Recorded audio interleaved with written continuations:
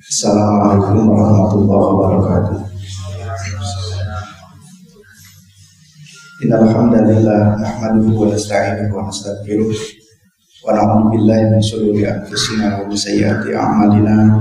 May yahdihillahu fala mudilla lahu wa may yudlil fala hadiya lahu. Asyhadu an la ilaha illallah wahdahu la syarika lahu wa asyhadu anna Muhammadan abduhu wa rasuluhu la nabiyya ba'dahu. Allahumma sholli wa sallim wa barik ala Muhammadin wa ala alihi wa sahbihi ajma'in, amma ba'du. Allah Ta'ala fil Qur'anil Karim, a'udzu billahi minasyaitonir rajim. Ya ayyuhalladzina amanu ittaqullaha haqqa tuqatih wa la tamutunna illa wa antum muslimun. Wa qala sallallahu alaihi wasallam, fa inna asdaqal haditsi kitabullah wa inna afdalal huda huda nabiyyi sallallahu alaihi wasallam.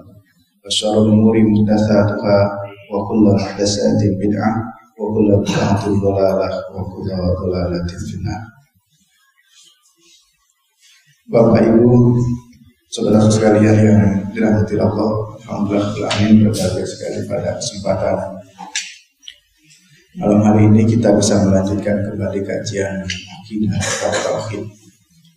Malam hari ini kita akan mengkaji salah satu rukun iman, beriman kepada yang gaib. Salah satunya adalah kematian.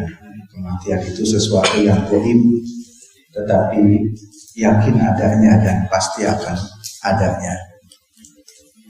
Sebagai pengantar ayat yang sering dibacakan oleh para khatib, surat Ali Imran ayat 102. Ya ayyuhalladzina amanu, wahai orang-orang yang beriman, ittaqullaha, bertakwalah kepada Allah. Bertakwa kepada Allah itu haqqa tuqatih, sebenar-benarnya takwa. Lalu di situ kemudian Allah mengingatkan wala tamutunna, sekali-kali kamu jangan mati. Jadi kalau bisa kamu itu tidak usah mati, jangan mati. Boleh mati illa wa antum muslimun. Boleh mati kecuali kamu yakin sudah menjadi seorang muslim. Jadi kira-kira kalau kita belum menjadi muslim yang benar, itu jangan mati. Atau bahasa lain, mati kalau kita tidak menjadi seorang muslim rugi, ya, celaka. Mati itu pasti, tetapi di situ kenapa dilarang? Seolah-olah dilarang, wala tamutunna, jangan kamu mati illa wa antum muslimun, kecuali kamu menjadi seorang muslim. Artinya kematian sesuatu yang pasti terjadi itu mau tidak mau kita harus matinya dalam keadaan muslim. Kalau kita matinya tidak dalam keadaan muslim, sangat rugi sekali. Kemudian saya mencoba memberikan satu gambaran desain kematian. Kalau istilah desain itu apa ya? Pola, mendesain kematian, mempola kematian, atau sebenarnya memplanning kematian. Kematian itu kan rahasia Allah. Tetapi kematian itu bisa dipola, bisa didesain, bisa diplanning. Karena nanti kematian itu kan ada dua. Pertama ada matinya yang syu'ul khotimah, buruk pada akhirnya, di akhir kehidupannya. Dan ada yang matinya itu husnul khotimah. Ya, pilihannya dua. Ada yang syu'ul khotimah, ada yang husnul khotimah. Sebenarnya kita bisa husnul khotimah, itu bisa, asal kita mau tidak mendesain kematian kita supaya matinya husnul khotimah. Berarti di situ ada upaya serius yang sungguh-sungguh apabila kita matinya dalam keadaan husnul khotimah.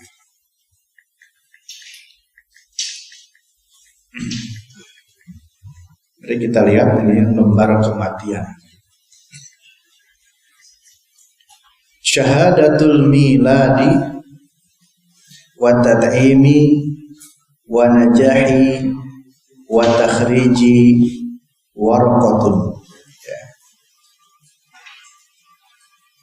Surat kelahiran atau tad'im, surat untuk makan, kartu makan, wan najah, surat kelulusan, keberhasilan, wat takhrij, Dan kelulusan itu semuanya warokotun, adalah sebuah lembaran-lembaran. Orang lahir harus punya lembaran, ada kartu apa namanya itu? Akte kelahiran. Orang mau makan harus punya kartu. Orang mau kelulusan pun ada kartunya. Wa aqduz zawaj, akad nikah pun harus punya kartu pernikahan. Wa jawazis safar, kemudian kartu safar, paspor perjalanan juga ada lembarannya. Wa sifatul ilaji wa da'wati, demikian pula kartu berobat atau resep. Warokotun, itu pun dengan warokoh, dengan lembaran atau kartu. Hayatuna ibaratun an warokin fi warokin.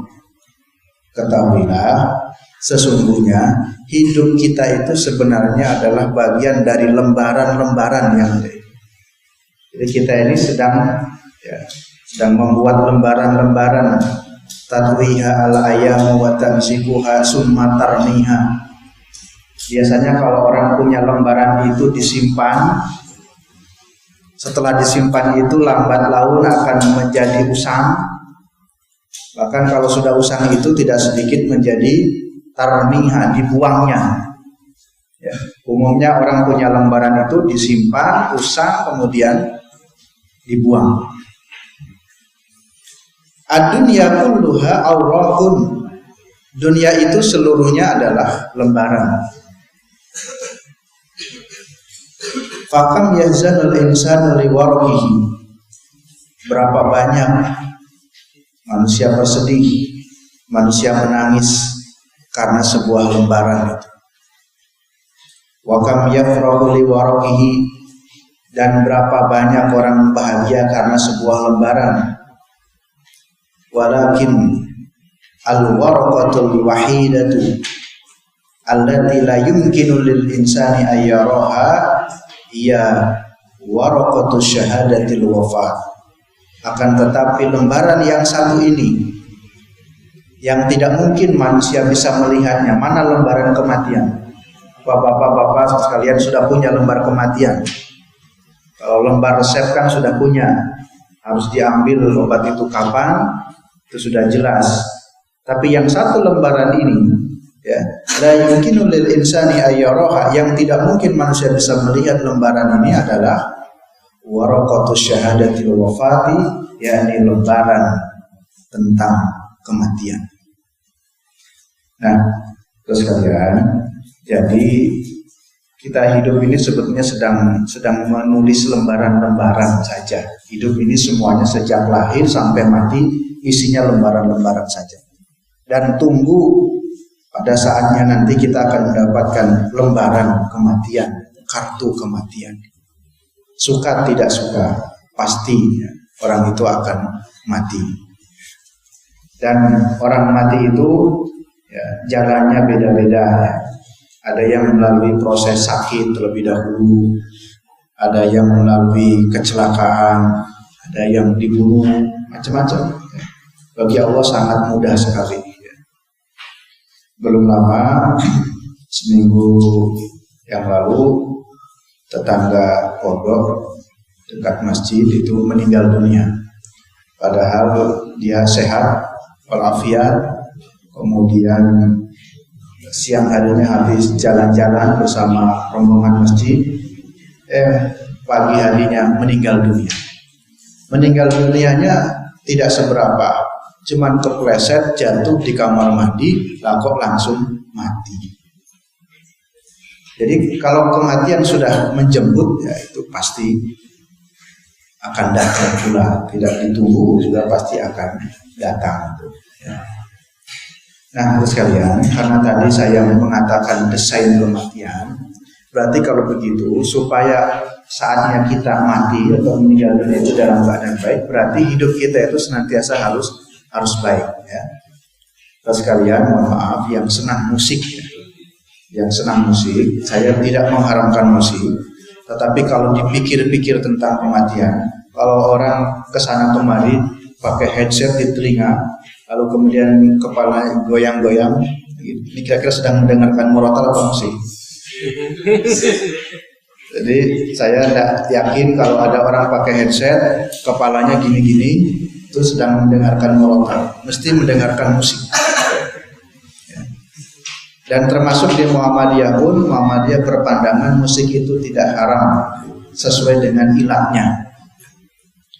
Tetapi kalau kita berpikir manfaat dan tidaknya, saya kira apakah kita mendengarkan musik berhari-hari sampai telinga kita bolong, memang sudah bolong ya, tambah lagi dengan musik makin bolong, itu kira-kira manfaatnya ada enggak untuk diri kita nanti, untuk akhirat nanti?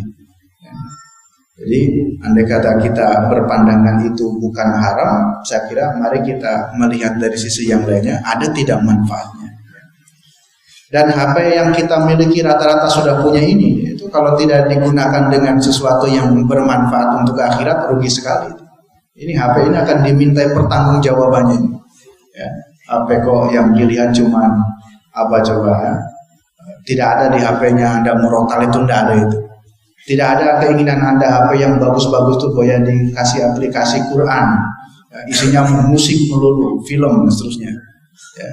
Jadi manfaat untuk akhirat apa ini? Semua yang ada pada diri kita ini akan dipertanggungjawabkan. Ya. Nah, saya tidak. Orang itu pasti akan mati. Ya. Jalannya beda-beda. Maka kalau di jalan itu tidak usah ngebut, karena orang itu kemungkinan hidup, kemungkinan mati. Tapi kalau matinya sambil nyetel merotal sih kan, mudah-mudahan insya Allah husnul khotimah ya. Tapi lagi musika mati begini, kira-kira bagaimana itu ya. Jadi setiap kita pasti akan mati, suka tidak suka ya, memang kematian itu pasti akan terjadi. Allahu Akbar. Allahu Akbar. Allahu Akbar. Allahu Akbar.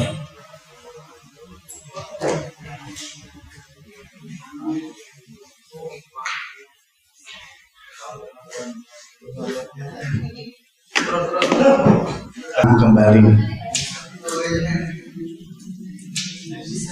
Ya, jadi ya suka tidak suka, siap tidak siap, harus memang kematian itu pasti akan terjadi. Nah, terus kalian, maka saya masih aneh ya kalau ada orang yang hidupnya masih belum benar itu. Walaupun sering mendapatkan ceramah, nasihat orang itu akan mati, ya kok tidak berubah-ubah baik. Nah, sebenarnya dia belum paham, dia belum yakin tentang ayat-ayat itu. Nah, mari kita lanjutkan ayat-ayatnya. Apakah benar kematian itu ya, pasti akan terjadi? Ya. Banyak ayat-ayat Al-Quran yang menjelaskan tentang kematian itu. Di antaranya surat Ali Imran ayat 185. A'udzu billahi minasyaitonir rajim. Bismillahirrahmanirrahim.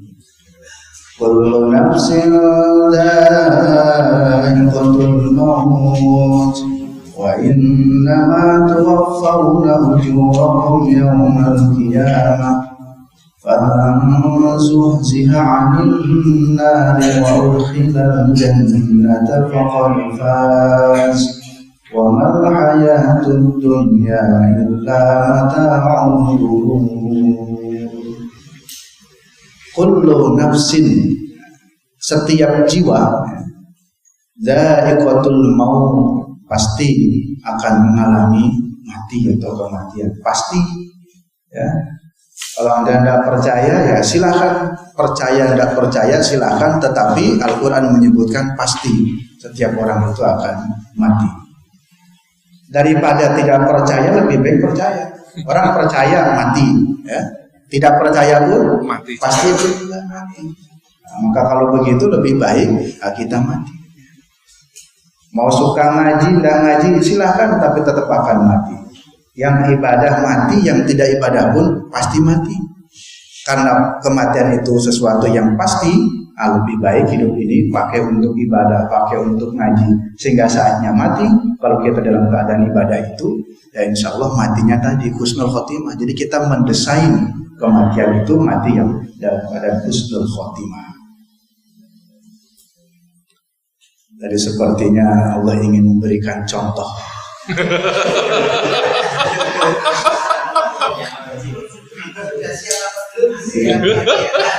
Kalau sedang begini, saya juga pas gempa itu ya, kalau saya memang niatnya tidak apa-apa. Andai kata mati, memang pasti akan mati daripada bubar ada tsunami, lebih baik mati di pondok saya daripada lari keluar pondok sama-sama mati tuh umpamanya. Bahkan saya sudah ngasih tahu keluarga, kumpul saja ke Masjid Mu'an. Kalau ada tsunami, naik ke Masjid Mu'an. Kalau semuanya mati di luar apa mati di masjid? Nah, jadi sama-sama akan mati. Sini sedang ngaji, mati syahid. Itu jadi itu ya. Dan saudara-saudara kita yang sedang haji pun ya kita doakan mudah-mudahan mereka matinya mati syahid karena mereka dalam keadaan beribadah. Wa innama tuwaffawna ujurakum yaumal qiyamah. Dan sesungguhnya nanti ujur itu balasan ya. Kehidupan itu nanti akan dicukupkan yaumal qiyamah pada hari kiamat. Faman zuziha an-nar, barang siapa yang dijauhkan dari neraka, wa udkhilal jannata, dan akan dimasukkan ke dalam surga, faqad faza, maka sungguh dia itu orang yang faz, orang yang beruntung. Ketahuilah bahwa wamal hayatud dunya, bahwa kehidupan dunia itu illa mata'ul ghurur, melainkan kesenangan yang sementara. Jadi kita hidup di dunia ini sifatnya sementara.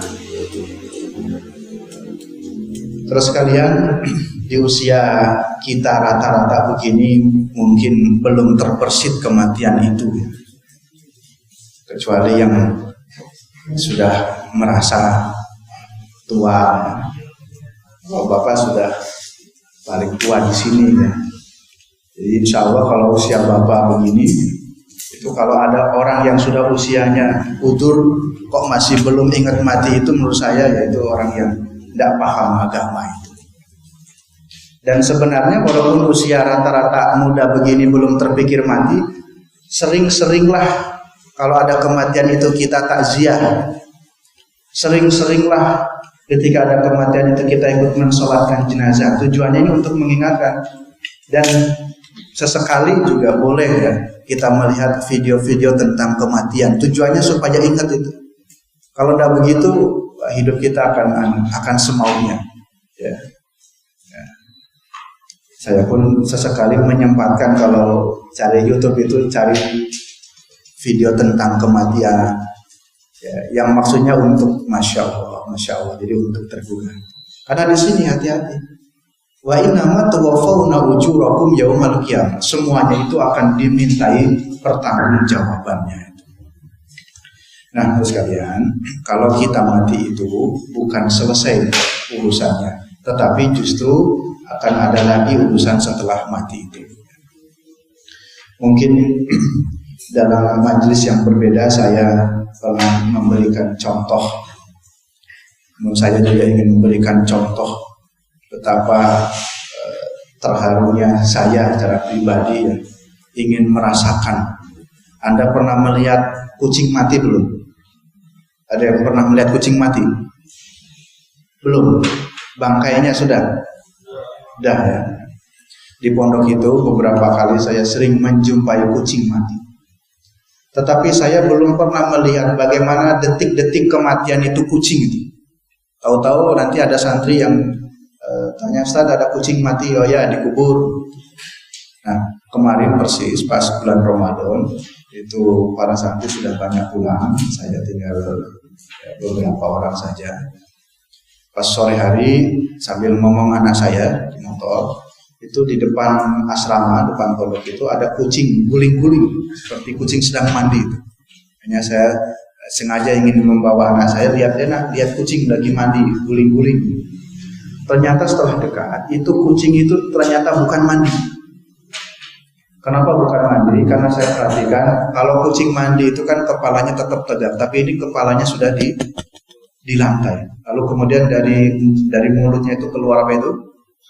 Busa. Dan kakinya kejut-kejut, depan dan belakang, masya Allah.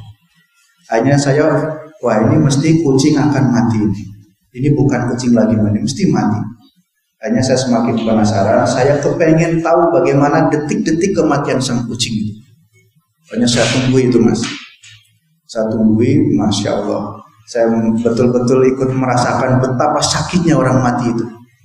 Jadi kucing itu matinya sampai 4 menit, 5 menit itu masih kejut-kejut. Ya, kepalanya sudah begini-begini, keluar buih, keluar busa. Sampai saya tidak sadar, refleks saya mengatakan Allahu Akbar, Allahu Akbar, Allah sendirian. La ilaha illallah, la ilaha illallah. Lalu kemudian setelah itu, karena saya ingin tahu detik-detik kematian, sudah 4-5 menit belum mati-mati, lalu saya pakai video, tak shooting pakai video HP ini. Sampai 4 menit pun belum mati juga, tapi kejut-kejutnya luar biasa, sakit sekali. Ya. Akhirnya keburu datang istri saya tanya, ada apa ya mas, kok teriak-teriak Allahu Akbar? Dia bilang itu kucing mau mati. Saya ingin tahu kucing itu matinya bagaimana.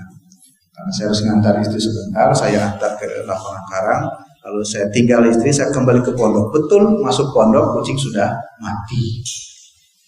Akhirnya kesimpulan saya atau pelajaran saya, kucing saja yang tidak punya dosa, matinya lama sekali.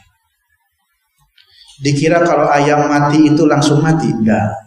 Dikira kalau kucing mati itu langsung mati, tetap ada proses menghilangkan nyawa itu. Kucing yang tidak punya dosa, matinya bisa kurang lebih 9 atau 10 menit. Betapa sakitnya sang kucing. Apalagi manusia. Saya bayangkan bagaimana kalau itu terjadi kepada kita, yang kita itu sudah banyak dosanya. Kucing itu mencuri berkali-kali tidak berdosa. Kucing itu mau berzina setiap jam pun tidak apa-apa. Tapi kalau manusia, ya, apa dikira sudah mati itu selesai? Tidak.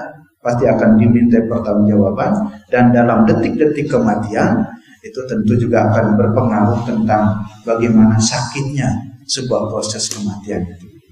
Nah, oleh karena itu, mari kita bersama-sama terus berusaha sesekali, ya, bahkan bila perlu jangan sesekali, ya, dalam setiap sekali menyempatkan tentang kematian itu sesuatu yang pasti, ya, akan datang. Surat Al-Anbiya ayat 35 juga kalimatnya hampir sama. Kullu nafsin dha'iqatul maut. Setiap jiwa itu pasti akan merasakan mati. Wa nabluukum bisyarri wal khair fitnah. Dan kami akan menguji kalian bisyar dengan keburukan, wal khair dan kebaikan itu fitnah. Nah, sekalian, saya ngajar anak UAD pas ngajar akidah itu saya sedikit bingung. Anak ngajar akidah itu kan memang kan di antara sila 3 kan rukun imannya. Lalu bagaimana cara saya memahamkan mahasiswa tentang bab kematian ini supaya dia sadar? Bagaimana mengajak memahami beriman kepada Allah, beriman kepada malaikat, beriman kepada surga neraka itu bagaimana caranya? Karena kalau cuma dibacakan ayat ini saja itu belum cukup. Tapi kalau bagi kita orang yang beriman, insya Allah dengan memahami ayat ini saja sudah cukup. Tapi bagi orang yang imannya mungkin tipis, diingatkan dengan kematian ini tidak cukup. Nah, maka akhirnya saya carikan video kematian, bahwa orang mati itu yang baik pasti akan mendapatkan sesuatu yang baik, dan yang buruk pun ya pasti balasannya buruk. Jangankan di akhirat, ya, di kubur pun sudah kelihatan buruk, ya. Lalu saat detik-detik kematian pun, ya, itu ada kalanya orang yang matinya dengan sangat susah sekali, ya. Nah, ini contoh, Ini kejadian di Jazirah Arab, orang mati karena untuk kepentingan otopsi ya, beberapa jam itu kemudian digali kembali dan ternyata seperti ini jasadnya.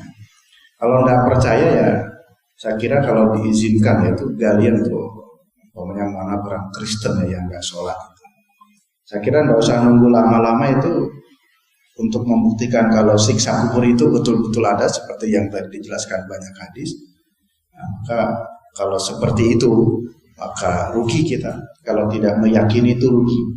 Dan kalau tidak mempersiapkan jelas rugi lagi karena mati pasti dan siksa apa yang dijelaskan dalam Quran hadis itu sesuatu yang pasti juga.